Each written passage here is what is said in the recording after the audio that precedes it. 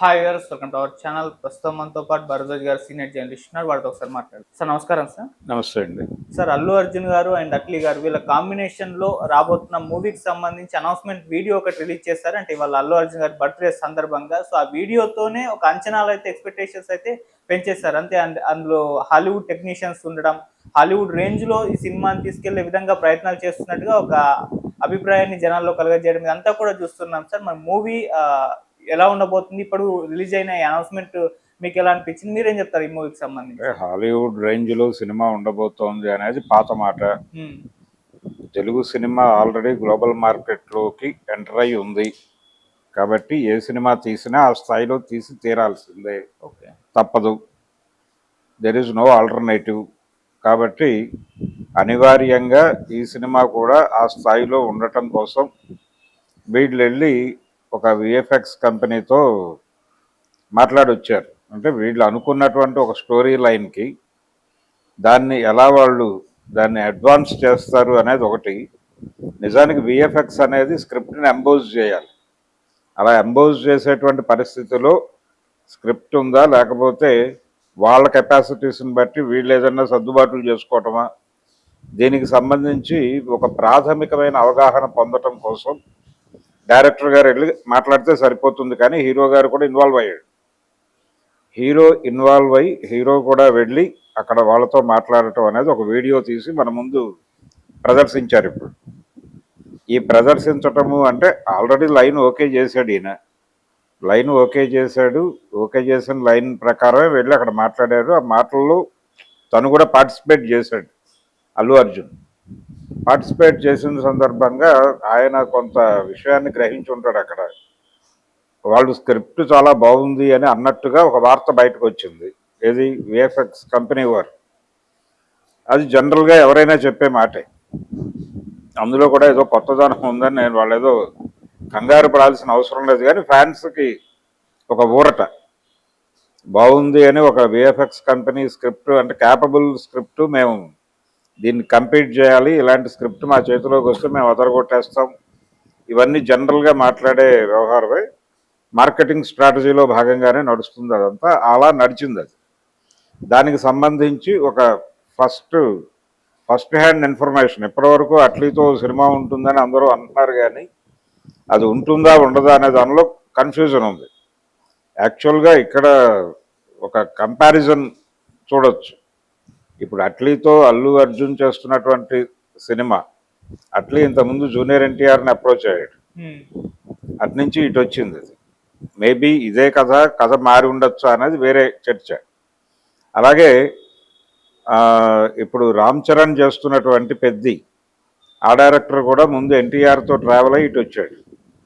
So NTR నుంచి 2 స్క్రిప్ట్లు, లేకపోతే 2 డైరెక్టర్లు, ఒకరు పెద్దిగాను ఒకరేమో అల్లు అర్జున్ సినిమాతోనూ వస్తున్నారు. ఇది ఒక కోఇన్సిడెన్స్ దీనిలో.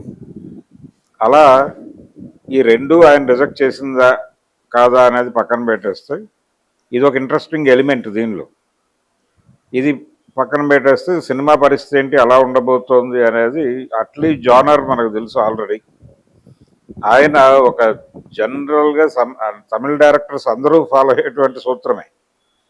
అదేంటంటే ఒక జనరల్ పబ్లిక్ ఇష్యూ ఒకటి తీసుకుంటారు. ఆ పబ్లిక్ ఇష్యూ మీద ఒక ఫైటింగ్ స్పిరిట్ ఉన్నటువంటి ఒక హీరో ఉంటాడు.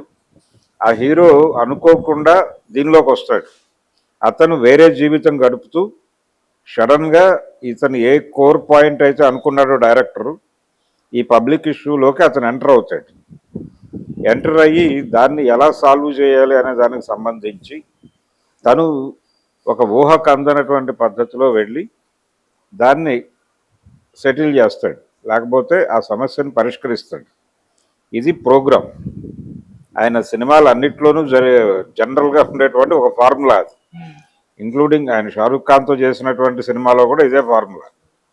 ఈ జర్నీలో ఆయనతో హీరోయిన్ ట్రావెల్ అవుతుంది, మధ్యలో విడిపోతుంది, మధ్యలో ఘర్షణ.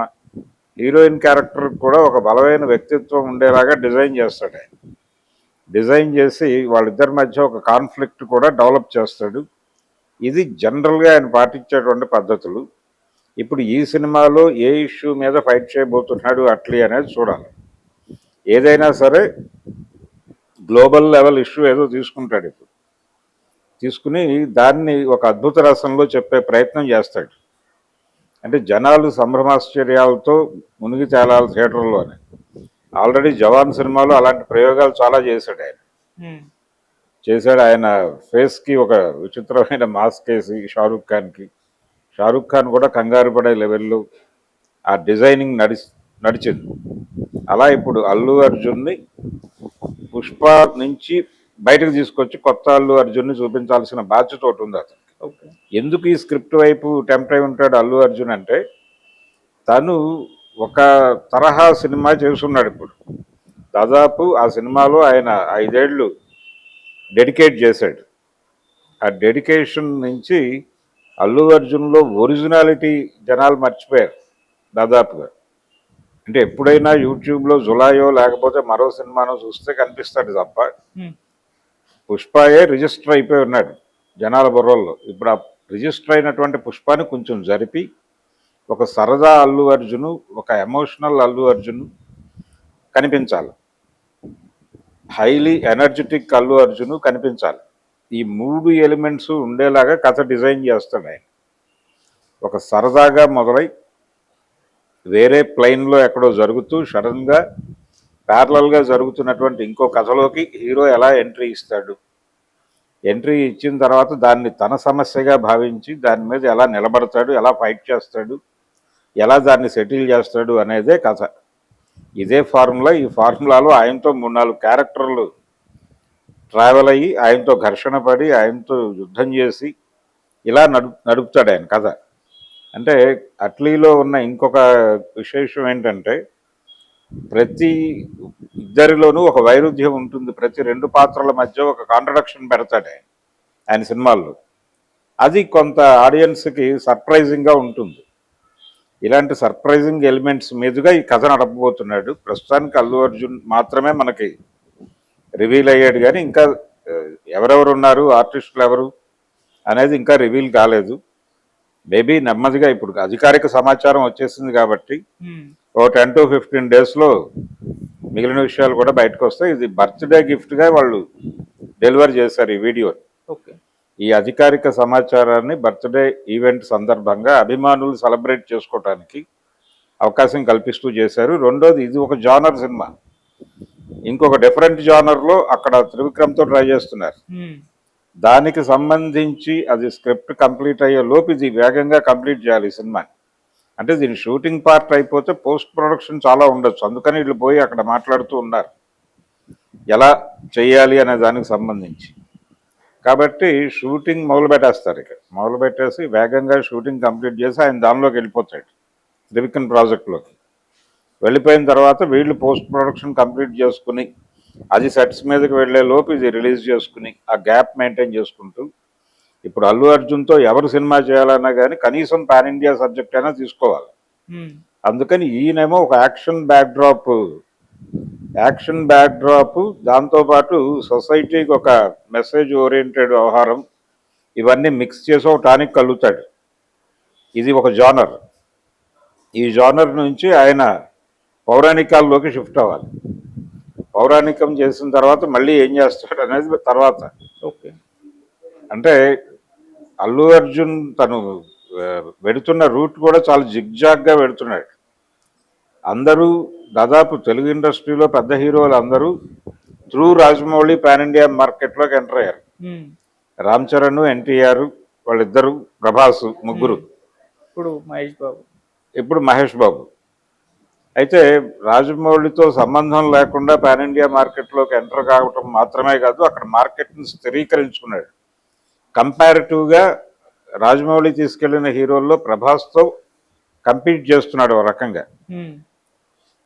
అంటే రామ్ చరణ్, ఎన్టీఆర్ సస్టైనబుల్ హిట్స్ ఇవ్వలేదు టు బీ ఫ్రాంక్ మాట్లాడుకోవాలంటే. అలా పుష్ప 1ని మించి పుష్ప 2 ఇచ్చాడు ఇతను. సో ఆ మేరకు సక్సెస్ అయ్యి.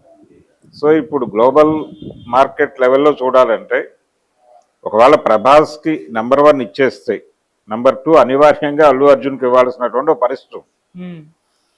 అలాగే ఇప్పుడు అట్లీతో చేస్తున్న ప్రాజెక్ట్, దాని తర్వాత త్రివిక్రమ్తో చేస్తున్న ప్రాజెక్ట్, ఇవి రెండు కూడా జిగ్జాగ్ జానరే.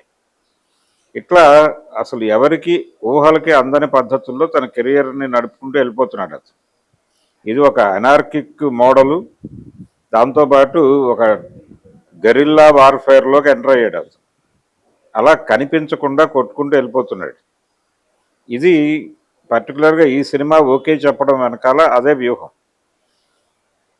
దీని ప్రొడ్యూసర్లు కూడా సన్ నెట్వర్క్ వాళ్ళు, సన్ పిక్చర్స్ నుంచి సినిమా వస్తుంది. అవును. కాబట్టి డెఫినెట్గా ఇది సౌత్ ఇండియన్ మార్కెట్ని స్ట్రెంగ్థెన్ చేస్తుంది. దాంతోపాటు అతనుకున్న హిందీ మార్కెట్ని కూడా యాడ్ చేసుకుంటుంది. తద్వారా ఒక బిగ్ ఫిగర్ని అక్కడ నమోదు చేయాలి. పుష్ప డెలివర్ చేసినటువంటి ఒక నెంబర్ ఉంది, 1800 కోట్లు అంటున్నారు, 2000 కోట్లు అనే మాట కూడా వినిపిస్తోంది. కానీ మనం 18 దగ్గర ఫిక్స్ అవుదాం. ఫిక్స్ అయితే ఇప్పుడు దాన్ని క్రాస్ చేసేటువంటి సినిమా చేయాలి అతను. అది గనక సాధ్యమైతే దాదాపు అతను ఇమీడియట్ ప్రభాస్ను దాటడమా అనేటువంటి సమస్యలోకి వెళ్ళిపోతాడు. ఆ ఇష్యూ వాళ్ళిద్దరి మధ్య డిస్కషన్ జరగచ్చు. ఆ లెవెల్కి తీసుకెళ్లేటువంటి సబ్జెక్ట్ కాబట్టి అంత ఎంథూజియాస్టిక్గా ఉన్నాడు తను.